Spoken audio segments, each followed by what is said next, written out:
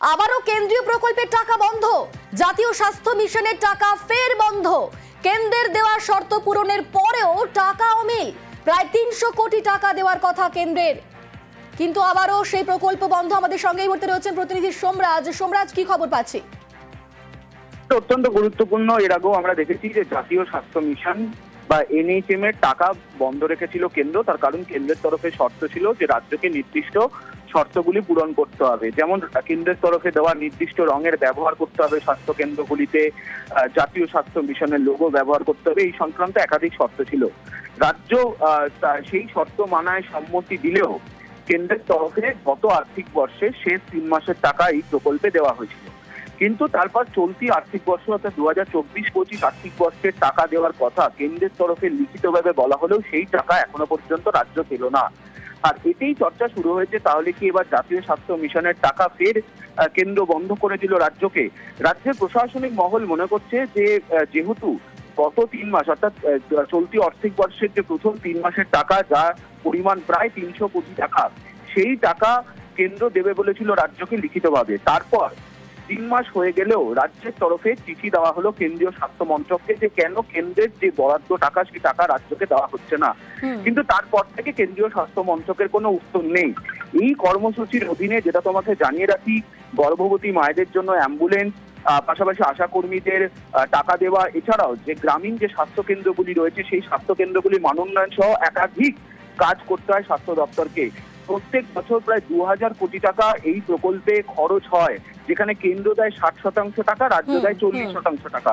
কিন্তু চলতি আর্থিক বর্ষে যেহেতু এখনো পর্যন্ত টাকা পেল না রাজ্য, ফলত রাজ্যের প্রশাসনিক মহল মনে করছে এই প্রকল্পে কেন্দ্র টাকা বন্ধ করে দিল রাজ্যকে ফের, যদিও কেন্দ্রের তরফে দেওয়া শর্তগুলি রাজ্য পূরণ করেছে।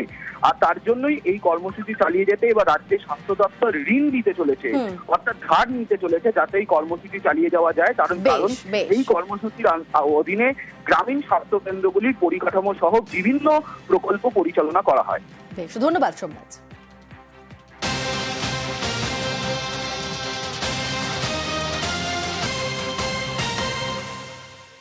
একটু দুর্গাপুরের দিকে নজর রাখতে হচ্ছে। দুর্গাপুরে টানা 3 দিন বন্ধ মিনিবাস অটো পরিষেবা।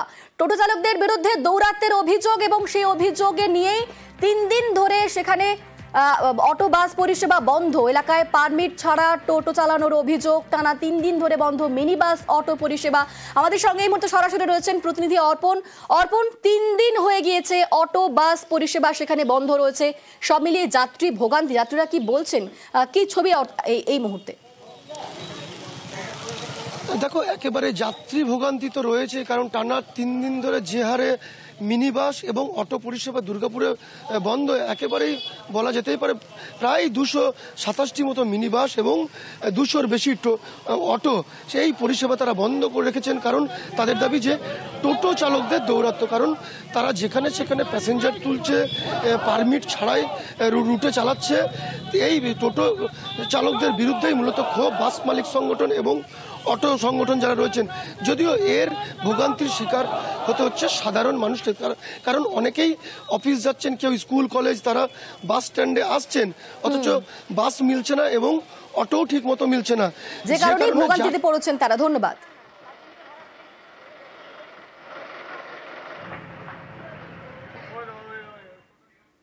টানা বৃষ্টি, তার সঙ্গে জমা জল, সব মিলিয়ে রাস্তায় ধস এবং বীরভূমের দুবরাজপুরে ভাঙলো কালভার্ট।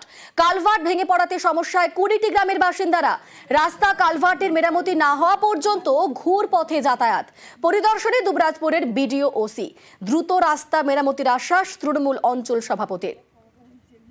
আমি রসুলপুর থেকে গেছিলাম সাপুর, আমার প্যাসেঞ্জার ছাড়া আছে, আনতে গেছিলাম নিয়ে এখানে দেখছি রাস্তাটা পুরো ভেঙে গেছে, মানে ধসে গেছে রাস্তাটা, এমনকি পেরানো যাবে না এদিকে। আমার কালভার্ট ব্রিজটা আছে, ওই ব্রিজটা শুধু ভেঙে গেছে। খবর পাওয়ার পর আমি রাস্তায় আসি, তো এদিকে এসে দেখি এদিকেও রাস্তার কালভার্টটা ধস নেমে পড়ে গেছে। তো এদিকে না যেতে পারলে আমাকে আবার ঘুরে 12-13 কিলোমিটার ঘুরে যেতে হবে, যাতে এই রাস্তাটা তাড়াতাড়ি ঠিক হয়। এটাই আমি বলবো, যাতে এই রাস্তাটা ঠিক হয়, ওই জন্য আমি বলবো যাতে সবারই পাবলিক মানুষ যাতে না ঘুরে যেতে হয়। জলের চাপে ভাঙলো 2 গ্রামের মাঝের সাঁকো। দেখুন যে ছবিটা দেখাচ্ছি, জলের চাপেই ভেঙে গিয়েছে 2 গ্রামের মাঝখানের যে সাঁকো, যে কারণেই রীতিমতো ভোগান্তিতে পড়েছেন মধ্যম গ্রামের নেতাজি পল্লীর বাসিন্দারা। সাঁকো ভেসে যাওয়াতে বিচ্ছিন্ন যোগাযোগ, লাগাতার বৃষ্টিতে জলমগ্ন বিস্তীর্ণ এলাকা, জলবন্দী কয়েক হাজার মানুষ। বাঁশ দিয়ে সাঁকো তৈরির উদ্যোগ বাসিন্দাদের। পরিস্থিতির মোকাবিলার চেষ্টায় পঞ্চায়েত।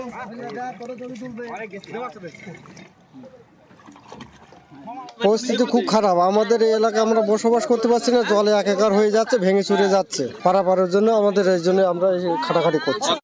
ওইদিকে জল সব এদিকে চাপ দিচ্ছে, এদিকে সব আশেপাশে ঘর সব জলের মধ্যে আছে। 4-5টা পরিবার ওদিকেও আছে, তারপরে ওদিকেও আছে। সবাই স্কুল মাঠে ঠাই নিয়েছে বাচ্চা কাচ্চা নিয়ে, কারণ ঘরে অনেক জল। জলে ডুবে গেছে সব জায়গা, ঘরেও জল উঠে গেছিল।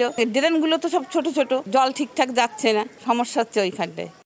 হাইড্রেনটা পরিষ্কার না হওয়া এবং জলটা পুরো না যেতে পারে, সেই জলটা রিটার্ন করছে এখানে। এবার যে জলের প্রেশার, এই প্রেশারটা রাখতে না পেরে রাত্রেবেলায় হট করে আমাদের রাস্তাটা ভেঙে অন্য অন্য এরিয়ায় জলটা ঢুকে গেছে। ইতিমধ্যে আমরা সব জায়গায় সব এলাকায় গেছি, যে আমরা ব্যবস্থা করছি কী করে মানুষকে আমরা সুরক্ষা দিতে পারি।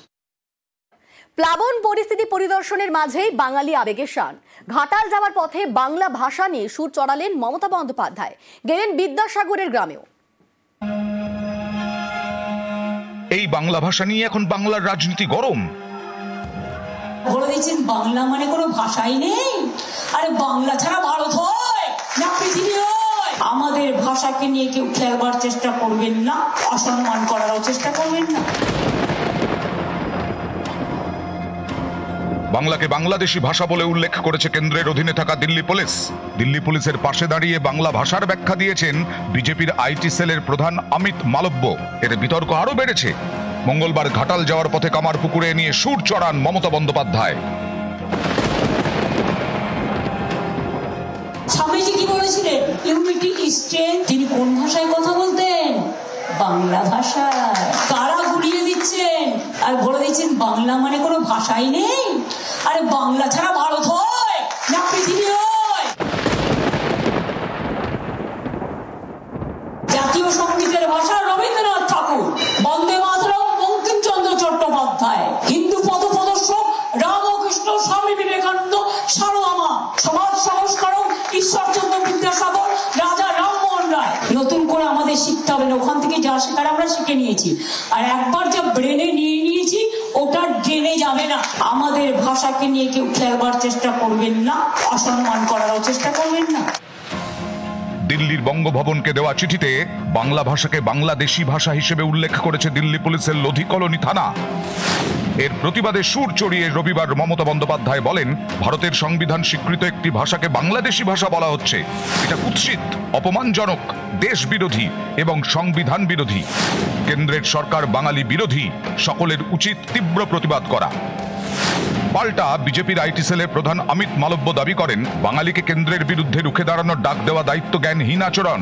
ভাষাগত বিভেদ তৈরির চেষ্টা করছেন মমতা বন্দ্যোপাধ্যায়। এর জন্য তাঁর বিরুদ্ধে জাতীয় নিরাপত্তা আইন অনুযায়ী ব্যবস্থা নেওয়া উচিত। এদিন ঘাটাল পৌঁছে কড়া জবাব দেন বাংলার মুখ্যমন্ত্রী। বাংলা ভাষারই নাকি কোনো অস্তিত্ব নেই, বাংলা বলে কোনো ভাষা নেই। আবার বলছি টুইট করে আমি কেন বলেছি তাই আমাকে ন্যাশনাল সিকিউরিটি অ্যাক্টে অ্যারেস্ট করা উচিত। আমি যা ইচ্ছে করে আমি বলবই। প্লাবন পরিস্থিতিতে বিভিন্ন জেলায় দুর্ভোগ। পরিস্থিতি খতিয়ে দেখতে জেলা সফরে বেরিয়েছেন মুখ্যমন্ত্রী। হুগলি হয়ে পশ্চিম মেদিনীপুর, সেই সফরের মাঝেই বাঙালি আবেগের শান। বর্ণ পরিচয়ের স্রষ্টা ঈশ্বরচন্দ্র বিদ্যাসাগরের জন্মভূমি বীর সিংহ গ্রামে মমতা বন্দ্যোপাধ্যায়, তাঁর হাতে তুলে দেওয়া হয় বিদ্যাসাগরের মূর্তি। বাংলার বাইরে বাংলা বললেই হেনস্থা, বাংলাদেশি বলে দাগিয়ে দেওয়ার চেষ্টা। প্রতিবাদে ইতিমধ্যেই পথে নেমেছেন মমতা বন্দ্যোপাধ্যায়। বোলপুর থেকে ভাষা আন্দোলনের কর্মসূচি শুরু করেছেন। বুধবার ঝাড়গ্রামে বাংলা ভাষা নিয়ে মমতা বন্দ্যোপাধ্যায়ের মিছিল। বলে দিচ্ছেন বাংলা মানে কোনো ভাষাই নেই, আরে বাংলা ছাড়া ভারত হয় না পৃথিবী হয়। আমাদের ভাষাকে নিয়ে কেউ খেলবার চেষ্টা করবেন না, অসম্মান করারও চেষ্টা করবেন না। নিউজ 18 বাংলা।